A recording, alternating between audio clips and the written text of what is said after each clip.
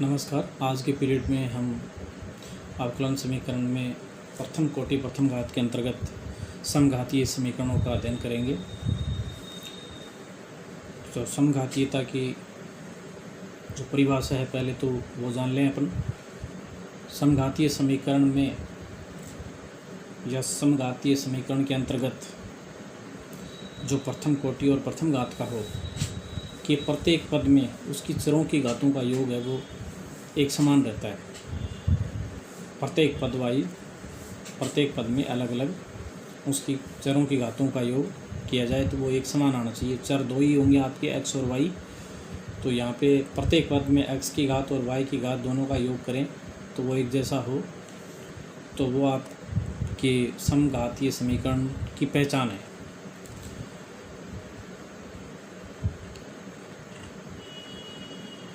समघातीय जो समीकरण हैं उनमें हल करने का तरीका सबसे पहले ये रहेगा कि पहले अपन पहचान के आधार पे उनकी समघातीयता प्रमाणित करेंगे। उसके बाद में सैद्धांतिक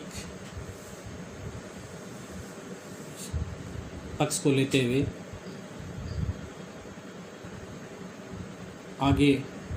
उसके अंतर्गत चरों का पृथक्करण विधि अप्लाई की जाएगी और उसके बाद में उसका सॉल्यूशन हम प्राप्त करेंगे। आइए तो सबसे पहले अपन समघातीय समीकरणों का जो सैद्धांतिक पक्ष है उसका अध्ययन करते हैं। आप ये देख पा रहे हैं यहाँ पे समीकरण mx + n/dy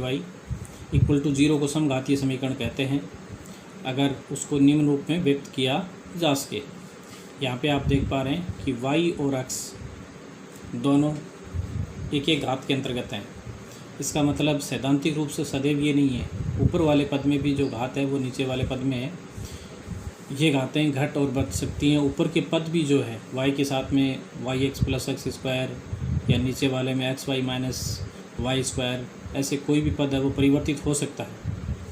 लेकिन प्रत्येक पदों में घातों का योग है वो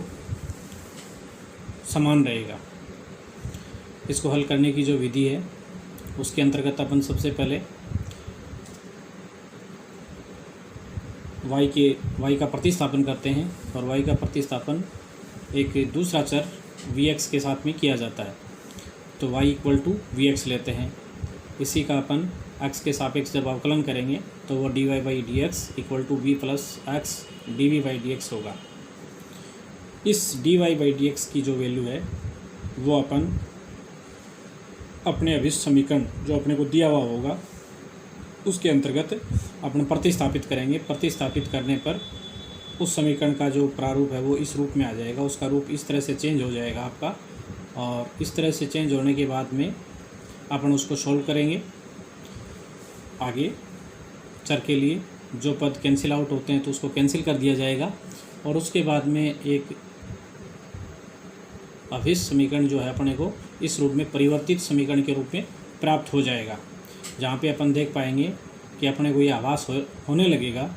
कि यहाँ पे चरों को पृथक अपन कर सकते हैं। और जब चरों को पृथक करते हैं तो ये जो समीकरण है वो dx/x = dv/f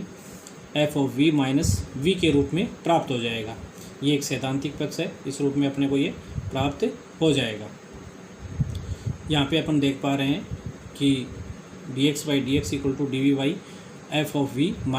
- v चर पूरी तरह से पृथक हो चुके हैं। तो चर जब पृथक हो गए हैं तो आगे का जो प्रोसीजर है वो अपना रहेगा कि अपन दी गई समीकरण का x के सापेक्ष समाकलन करें, और x के सापेक्ष जब अपन समाकलन करेंगे तो अपने को अभिष्ट हल है वो प्राप्त होगा। और लेफ्ट साइड या राइट साइड दोनों में किसी में भी अपने को एक में समाकलन के उपरांत समाकलन का जो कांस्टेंट है या स्थिरांक है वो अपने को जोड़ देना है, क्योंकि समाकलन का जो स्थिरांक है वो अपने आंसर की उपयुक्तता को देखते हुए अपन निर्धारित कर सकते हैं। कई बार अपन ओनली c यूज़ करेंगे तो कई बार अपन log c भी यूज़ करेंगे, या कई बार अपन उसको किसी संख्या विशेष के साथ भी यूज़ कर सकते हैं, जैसे 2c भी यूज़ कर सकते हैं। ओवरऑल वो हमेशा इंटीग्रेशन कांस्टेंट ही रहता है।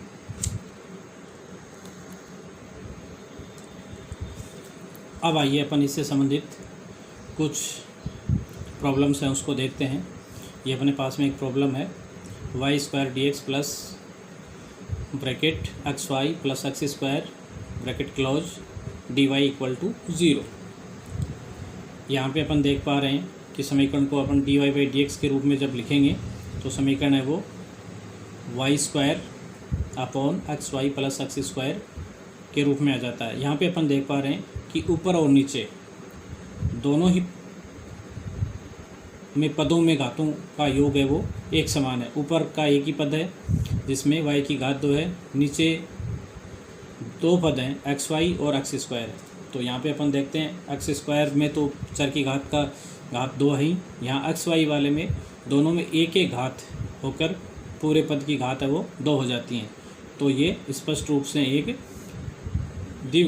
द्वितीय घात का समघात समीकरण है। जब अपने पास में ये क्लियर हो गया है, स्पष्ट हो गया है कि ये द्वितीय घात का समघात समीकरण है, तो अपन प्रतिस्थापन y equal to we X का उपयोग करेंगे और उसका डिफ्रेंसिएशन करेंगे x के सापेक्ष। तो ये टर्म अपने को D Y by D x equal to X plus we plus x D we by D X अपने को प्राप्त होता है। इस वैल्यू को अपन दिए गए समीकरण के अंतर्गत प्रतिस्थापित करेंगे तो अपने पास में ये आ जाएगा V plus x D we by D x equal to minus V square X square upon V X square plus X square, जिसको फर्दर आगे सॉल्यूशन करेंगे तो ये minus V square upon V plus 1 प्राप्त होता है। अब अपन आगे देखेंगे लेफ्ट साइड से जो v है उसको राइट साइड में ले आते हैं, क्योंकि राइट साइड में टोटल v के ही पद हैं, इसलिए इसको सॉल्व करना आसान रहेगा। तो पक्षांतरण करके v को लेफ्ट से राइट साइड में ले आते हैं और उसके बाद में इसको सोल्व कर लेते हैं। सोल्व करने के बाद में इसके सरलीकरण के पश्चात अपने को जो राइट हैंड साइड में पद प्राप्त होता है वो होगा आपका minus V into 2v plus 1 upon V plus 1, और लेफ्ट साइड का पद अपना है X D we by D X. अब यहाँ पे ये स्पष्ट हो चला है कि अपन वेरिएबल से वो पृथक कर सकते हैं, क्योंकि लेफ्ट साइड में ओनली वी ही है, वी का पद है डी वी के रूप में, तो उसको राइट साइड में शिफ्ट करेंगे तो अपने पास में फर्दर ये जो इक्वेशन है आगे वो इस रूप में आ जाएगी v plus 1 upon we into 2v plus 1, और राइट साइड में होगा अपने पास में 1 अपॉन एक्स, लेफ्ट साइड में डी होगा तो राइट साइड में dx होगा। और इस टर्म का अपन आगे जब समाकलन करते हैं तो समाकलन करने के लेफ्ट साइड में अपन देख पा रहे हैं कि नीचे दो पद हैं, गुणा के रूप में है दोनों v इंटू 2v प्लस 1, और ऊपर एक पद है। तो अपन इसका आंशिक भिन्नों के माध्यम से इसको दो पदों में परिवर्तित कर लेंगे, और वो आंशिक भिन्नों का जो फॉर्मूला है a upon v plus b upon 2v plus 1 के आधार पे, ये जो आपके 11th क्लास में आया हुआ है वही फॉर्मूला यूज करना है। ये लेफ्ट हैंड साइड है जो इस पदों को दो पदों में टूट जाएगा, ब्रेक हो जाएगा, और राइट हैंड साइड में चूँकि एक ही पद है जैसी कोई समस्या नहीं है आपके सामने। और इसके बाद में अपन इसकी समाकलन प्रक्रिया है वो करेंगे, और जब अपन ये यहाँ पे समाकलन करते हैं तो ये आपका आंसर है वो आएगा, आप जो सरलीकरण आएगा log v minus 1/2 log 2v plus 1 equal to minus log x plus 1/2 log c। यहाँ पे जो इंटीग्रेशन कांस्टेंट अपन ने लिया है 1/2 log c, वो अपने उत्तर को जस्टिफाई रूप में दिखाने के लिए, उपयुक्त लगे दिखाने के लिए लिया गया है, क्योंकि लेफ्ट हैंड साइड में भी 1/2 log आ रहा है, तो उसके साथ में log फार्मूले के अंतर्गत ये अच्छी तरह से सेट हो जाए, इसके लिए अपन ने 1/2 के रूप में ले लिया है। फर्दर आगे जब इसका सॉल्यूशन अपन करेंगे तो यह आएगा 2 log v minus log 2v plus 1 minus 2 log x plus log c, और इसका log फार्मूले के बाद में सरलीकरण करने के बाद में ये होगा आपका v square upon v plus 1 equal to c upon x square. चूँकि v अपने द्वारा माना हुआ चर है जो कि y अपॉन एक्स के रूप में है, अतः इसकी वैल्यू अपन पुनः प्रतिस्थापित कर देंगे, और पुनः प्रतिस्थापित कर देंगे तो ये वैल्यू हो जाएगी आपकी y square upon x square upon 2y plus x plus 2y upon x plus 1 equal to c square,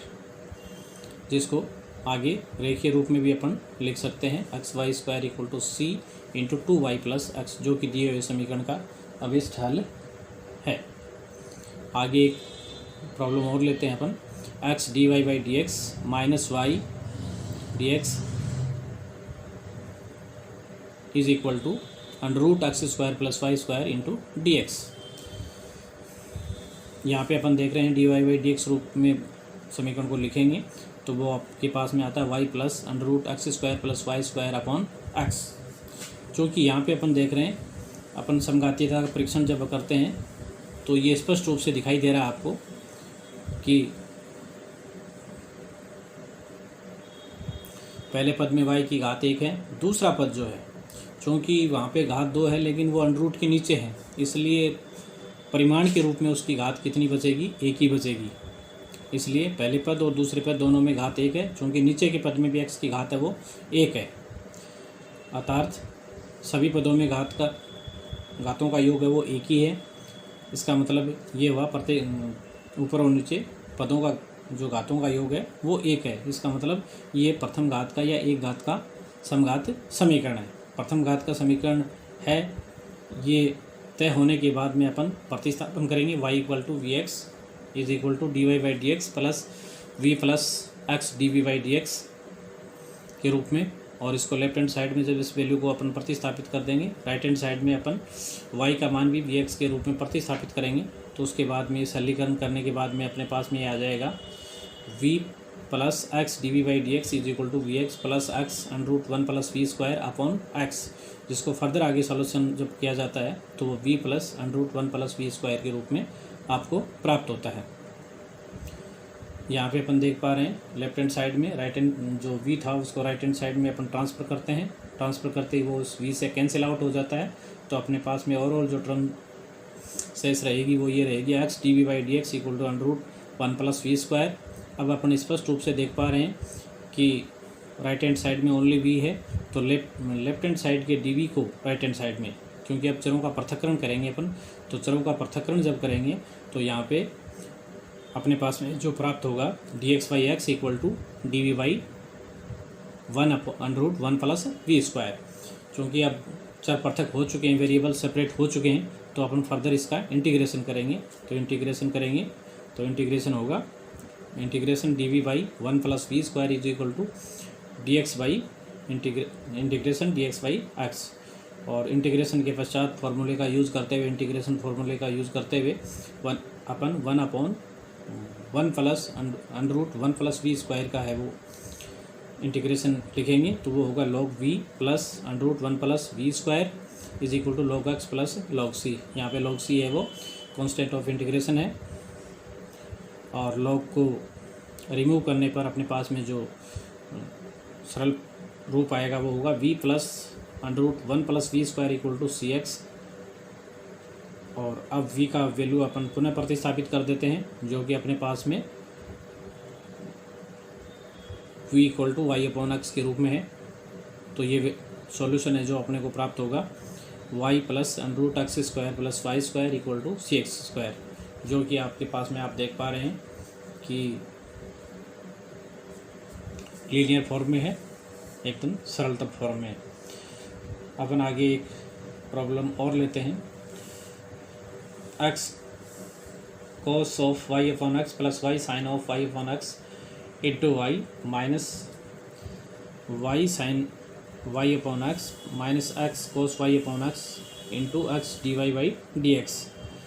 और इसका लीनियर फॉर्म ये आप देख पा रहे हैं, x cos of y upon x into y D x plus x D Y equal to y sine Y upon x into x D y minus Y D x. दिए गए समीकरण से अपन स्पष्ट d Y by D x के रूप में लिख सकते हैं, और वहाँ पे अपन देखते हैं कि दिया जो आपका समीकरण है वो d Y by D x के रूप में लिखने पर क्लियरली अपने को नज़र आता है कि यहाँ पे इसके पदों में घात जो अक्स की घातें हैं वो 1 और 1 2 हैं। एक अक्ष के रूप में आती है, एक कोस अक्ष के साथ में है, तो उनके प्रत्येक जो पदों की घातों का योग है वो 2 हो गया। तो द्वितीय घात का समघात समीकरण है। प्रतिस्थापन करेंगे y equal to we x के रूप में, तो अपने को जो टर्म प्राप्त होगी dy by D x equal to v plus x D we by D x.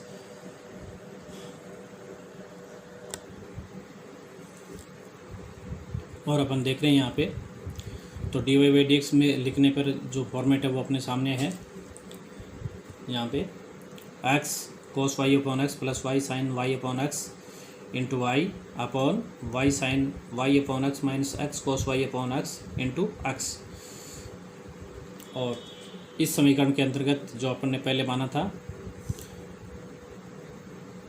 D Y by D x की वैल्यू है वो यहाँ पे प्रतिस्थापित कर देते हैं अपन।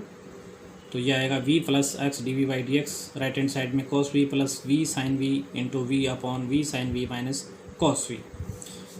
लेफ्ट हैंड साइड से v को अपन राइट हैंड साइड में ट्रांसफ़र करते हैं, तो राइट हैंड साइड को फिर आगे फर्दर सॉल्यूशन करने के बाद में अपने को अल्टीमेटली जो हम सरलतम रूप मिलता है वो होता है 2v cos v upon v sine v minus cos v। और यहाँ पे अपन क्लियरली देख पा रहे हैं कि लेफ्ट हैंड साइड में ओनली v का ही एक टर्म है, राइट हैंड साइड में टोटली v है, तो वेरिएबल्स हैं वो सेपरेट हो जाएंगे। और वेरिएबल्स को आगे जब फर्दर अपन सेपरेट करते हैं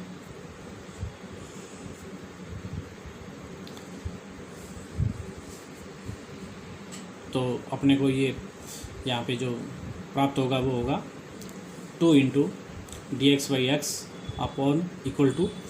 we sine v minus cos v upon v cos v into d we,